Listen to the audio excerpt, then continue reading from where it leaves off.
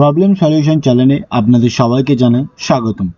আজকে আমরা শিখব কিভাবে একটি ওয়েবসাইটের মাধ্যমে আমরা অনেকগুলো কাজ করতে পারবো। এক কথায় অল ইন ওয়ান যাকে বলে। সিম্পলি আমি একটি ওয়েবসাইটের নাম বলে দেবো আজকে, যে ওয়েবসাইটটা থেকে আপনারা সব কিছু করতে পারবেন। এর জন্য আমাদেরকে প্রথমে কোনো একটি ব্রাউজার ওপেন করতে হবে এবং সেখানে সার্চ করতে হবে ilovepdf.com। এটি লিখে সার্চ করলেই প্রথমে যে ওয়েবসাইটটি চলে আসবে এটি ওপেন করবেন। আপনারা দেখতে পাচ্ছেন ওয়েবসাইটটি ওপেন হয়ে গিয়েছে।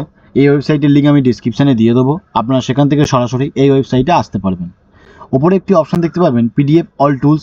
এখানে মাউস বাটনটি হোল্ড করলেই নিচে অনেকগুলো অপশান দেখতে পারবেন, যেগুলো থেকে এটাই বুঝতে পারবেন যে আপনারা কী থেকে কী করতে পারবেন। চলুন আমি একে একে বলে দিই। দেখুন এখানে একটি অপশান আছে জেপিজি টু পিডিএফ। কোনো ফটো থেকে আপনারা পিডিএফ করতে পারবেন, আবার সেই পিডিএফ থেকে ফটোতে কনভার্ট করতে পারবেন। ওয়ার্ডপ্যাড থেকে পিডিএফে করতে পারবেন, পিডিএফ থেকে ওয়ার্ডপ্যাডে করতে পারবেন। পাওয়ার পয়েন্ট থেকে পিডিএফ করতে পারবেন, পিডিএফ থেকে পাওয়ার পয়েন্টে করতে পারবেন। এক্সেল থেকে পিডিএফ করতে পারবেন, পিডিএফ থেকে এক্সেল করতে পারবেন। HTML2 থেকে পিডিএফ করতে পারবেন। এছাড়াও দেখতে পাবেন পিডিএফ রোটেট করতে পারবেন, ওয়াটারমার্ক অ্যাড করতে পারবেন, পিডিএফ এডিট করতে পারবেন, পেজ অ্যাড করতে পারবেন পিডিএফের সাথে। এছাড়াও পিডিএফে যদি পেজ বেশি থাকে সেখান থেকে কিছু পেজ যদি রিমুভ করতে চান সেটাও পারবেন। এক কথায় আপনারা অল ইন ওয়ান কাজ করতে পারবেন একটা ওয়েবসাইটের মারফতে। তো এর জন্য যেটা করতে হবে, যেটা আপনারা করতে চান সেটার উপরে ক্লিক করতে হবে। আমি এখন পিডিএফ থেকে জেপিজি করতে চাইছি, তাই আমি একটা পিডিএফের উপরে ক্লিক করলাম। আপনারা যেটা সুবিধা হবে তার উপরে ক্লিক করবেন।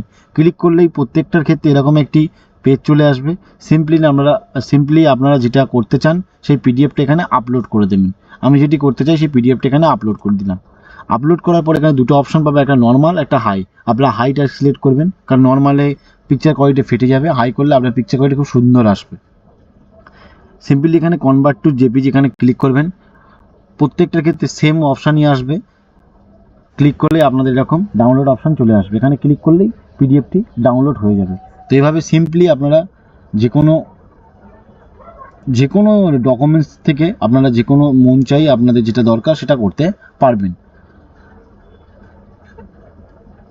এতক্ষণ ভিডিওটি দেখার জন্য অসংখ্য ধন্যবাদ। এরকম আরও ভিডিও পেতে আমাদের চ্যানেলটিকে ফলো এবং সাবস্ক্রাইব করুন।